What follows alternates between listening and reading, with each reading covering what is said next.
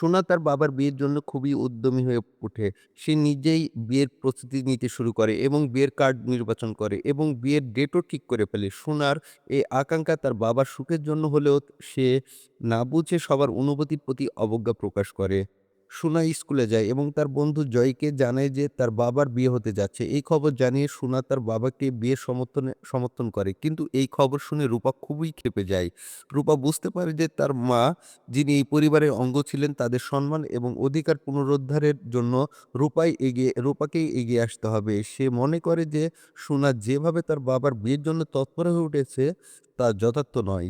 বিয়ের দিন সোনা জেদি হয়ে উঠলেও রূপা তার মা নিয়ে হাজির হয়ে সোনাকে জানিয়ে দেয় যে সে এই বিয়ে বন্ধ করতে চায়। রূপা জানায় যে তার মা এবং পরিবারের সম্মান সবার আগে।